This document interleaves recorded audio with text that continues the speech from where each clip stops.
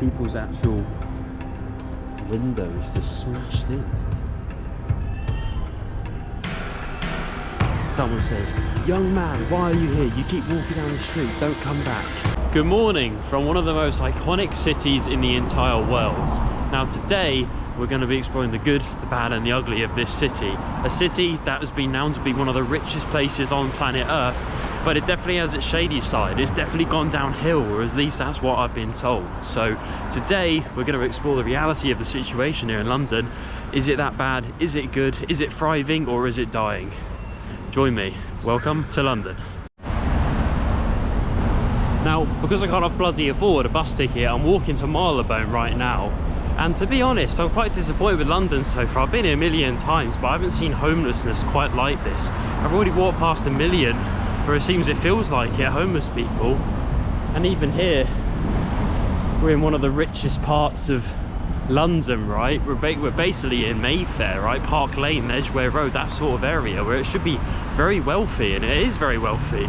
But it's really sad to see that, you know, unfortunately you do have people who can't afford a place. It's weird, isn't it? One of the countries that has one of the best wealth inequalities compared to countries like Brazil, Mexico, even the USA, right? Like statistically. And yet, even in a place like this, you could still really feel it, especially in the capital city. It's really sad.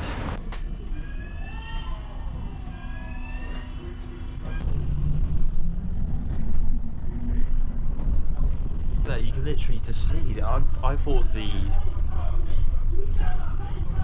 so you can hear downstairs there's people shouting, which is the soundtrack of London, I presume. People just aren't very happy here. Maybe it's the big city, I don't know. But anyway, the point I was going to make is Park Lane, one of the richest places, and there's even more tents down there in the main bit, literally opposite these fancy hotels, these fancy aircraft, literally selling planes and whatnot, and there's homeless people outside. It's really sad to see that people just can't afford to get a place to live, and to my knowledge they're first-hand migrants as well, and they're just not put anywhere. They come, we let them in, and there's no actual place to properly put them and service them. Seems like the argument's still going on downstairs. It's great entertainment.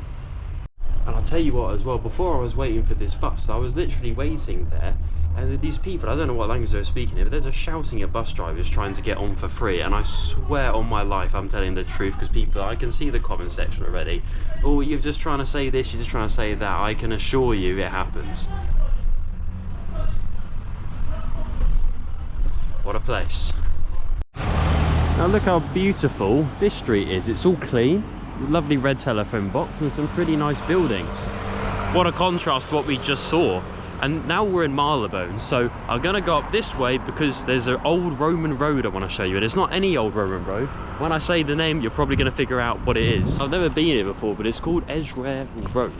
Now it's known to be Little Arabia as well, so there's some really cool Iraqi restaurants, Afghani restaurants, Syrian restaurants, and yeah, I love food from the Middle East, so I think I'm gonna go there, have a little nose about and see if it's any good. Let's check it out. Christ, we've got people's actual windows just smashed in with a note on it. Man, this is Marylebone. I was trying to make a nice video about London.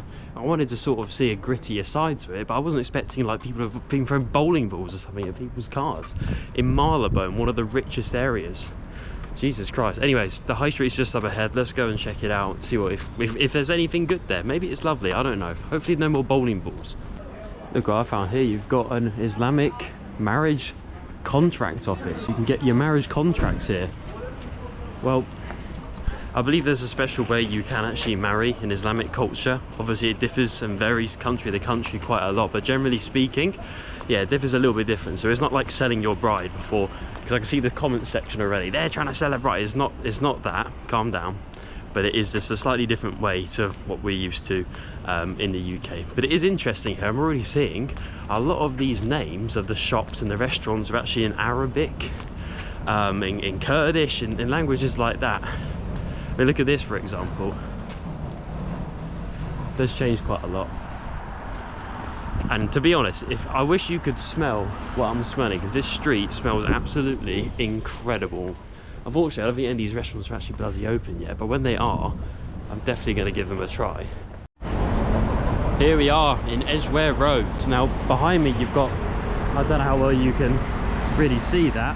I'm not just going to go up to random people and start shoving a camera in their face, but nonetheless you can see once again there's so many tents just under the pathways, and there's people just shouting, and I don't know what they're saying. It's just, London's weird. I'm just not used to this kind of place. Like, I live in a pretty multicultural area that has its issues, but here it's on a different level.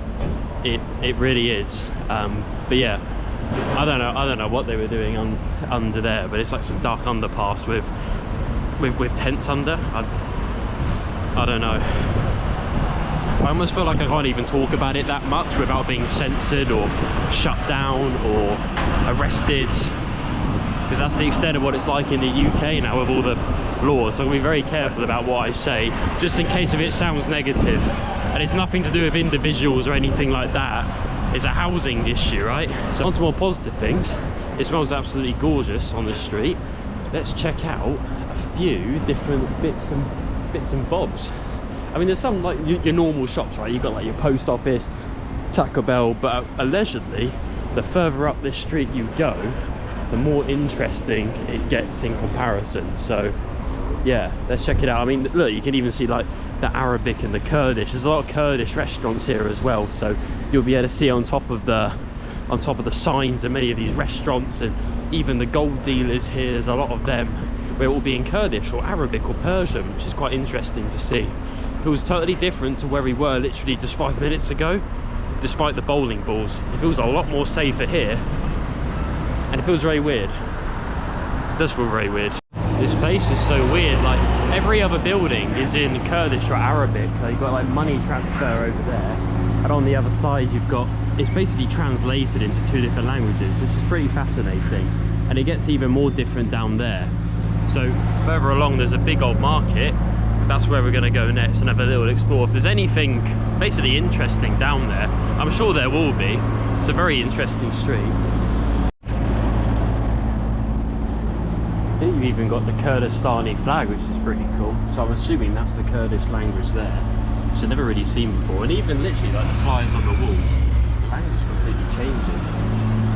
I think we've done sort of the Indian enclaves and exclaves in London before, but I don't even know if it was as interesting as here, because literally now we're in the thick of it as well. Literally everything changes, the culture changes. You won't find alcohol in the shops, for example. It will be like shisha bars, stuff like that. So yeah,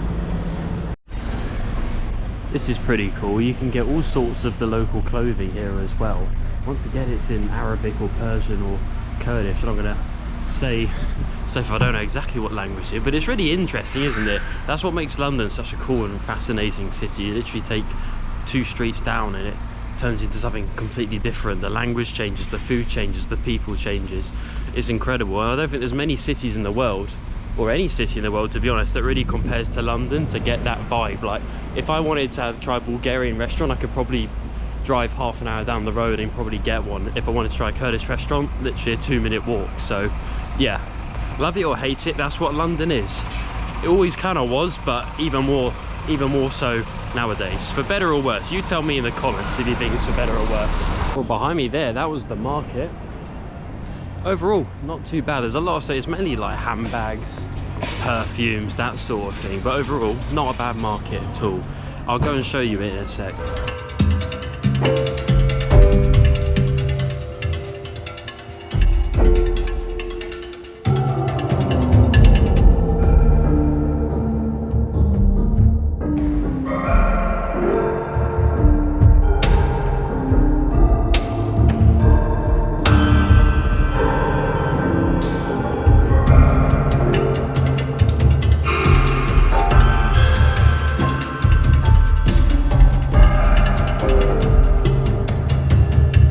So I'm there just filming, trying to get a few shots of the market so I can put some music over the top.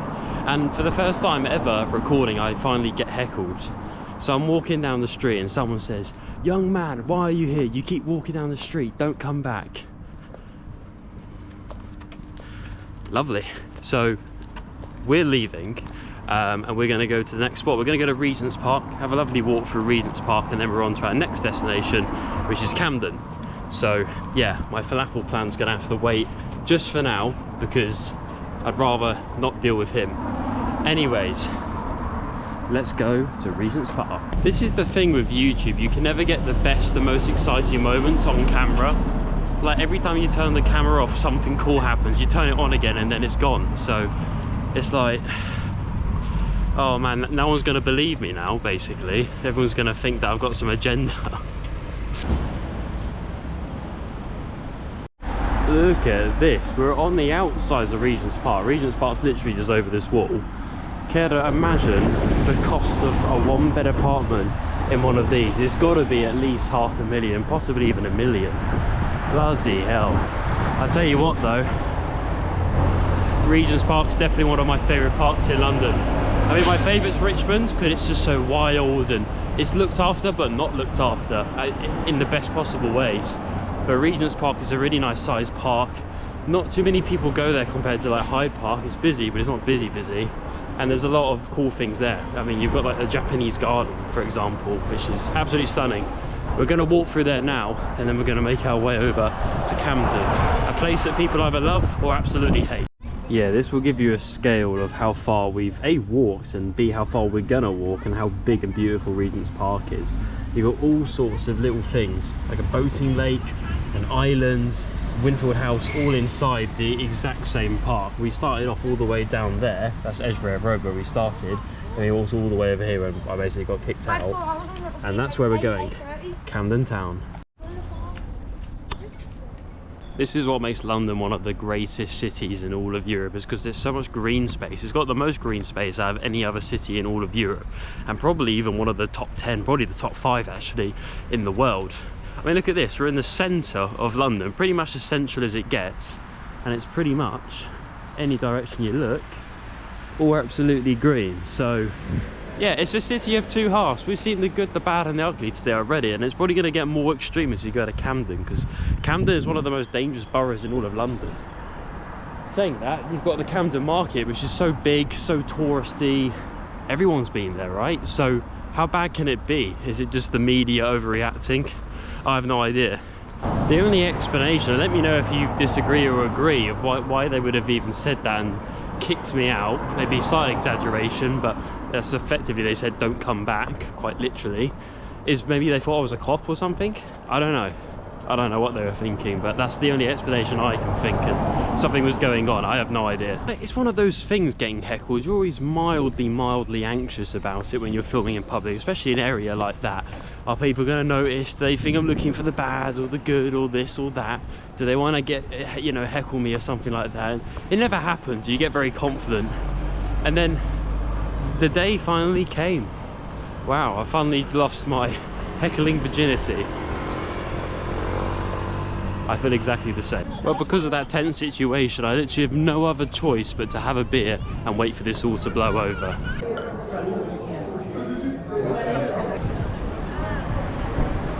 Here we're in the Camden Market, and there's a hell of a lot of choice for food. You've got churros, fish and chips, Mexican, meat. There's all sorts, and it's bloody busy, so I'm gonna make this short and sweet for you because I don't really want to be here. I'm just doing it for the video.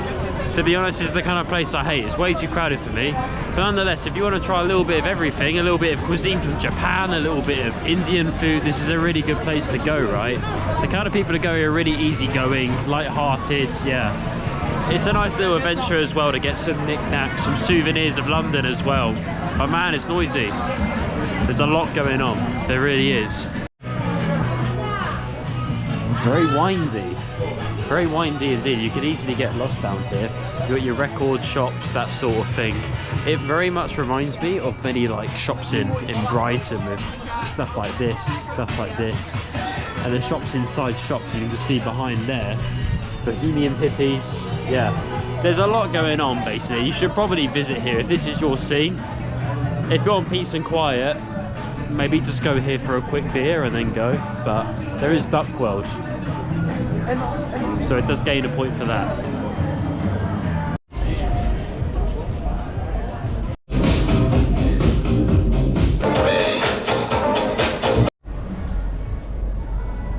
not gonna lie, I don't really know where I'm going. It's sort of, there's these stairs. Is this a staff only? Maybe I've broken into the staff only section, but now, as you can see, there's actually no one here. You can sort of people watch from here, which is quite nice.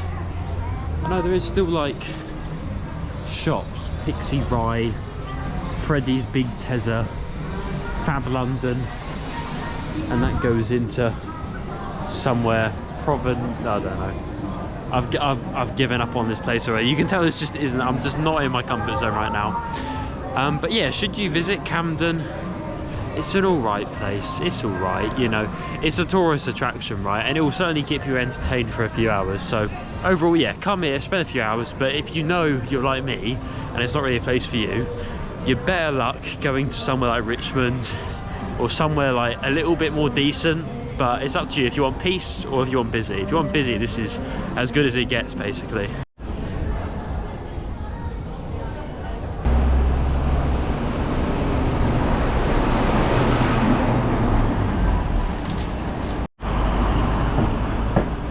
In ahead, you can see the same thing again. More and more sort of ramshackle tents just everywhere. Well, right now we're walking from Camden to central London again, somewhere that should be very, very modern. And to be fair, the buildings behind me and in front of me are, you've even got the BT building in front, which is very beautiful. But then the contrast is that. And all city is going to be a sort of a microcosm for everything and every issue and every positive that goes on in the country. But London in particular, it's just so diverse, it's so different. It literally feels like a different country, for better or worse. I'm not going to say nothing, but it certainly makes you think. It really does. I mean, how does a city like this, that's this prosperous, also end up like that in the exact same street? Check this out. It's like an old abandoned pub. You can see the old sign there with the windows sort of falling down and being a bit dishevelled, really. And that sign's just completely, you can't even see what used to be on it. What a shame. So now we're in a random neighbourhood in Camden. I've purposely walked a few streets out just to show you what it's like here. And despite being, I believe, the second most dangerous borough in all of London, it actually looks pretty fine. Like, yeah, the high street, there's a few homeless people. You know, there's a few dodgy faces looking about, that sort of thing, but it's not too bad compared to, especially where we just went in Marylebone, which isn't even in the top 10 of most dangerous parts of London. But look at it. It looks fine to me. Don't really see, it looks like a pretty average to rich, if anything, area. I mean, these are probably very, very expensive. $500,000 for a one-bed apartment, to be honest. I mean, you've got Camden Market literally about a 10-minute walk over there, so I can imagine it's quite expensive. I certainly can't bloody afford it. There we go, everyone. That was London. What did you think? Has it certainly gone downhill? Absolutely. This is not the city that I knew 10 years ago when I used to come here as a kid. However, is it all doom and gloom? Absolutely not. I mean, we went to Regents Park. Some parts of Camden were actually quite nice, and it wasn't as bad as I thought in that so-called second most dangerous borough in all of London. So as a result, I'm going to give it a 6 out of 10. It's not too bad, but it's definitely gone downhill. And it is very depressing, to be honest, to see where this city's gone in the last few years due to the governmental policies, basically. And with that, I'll see you guys in the next video.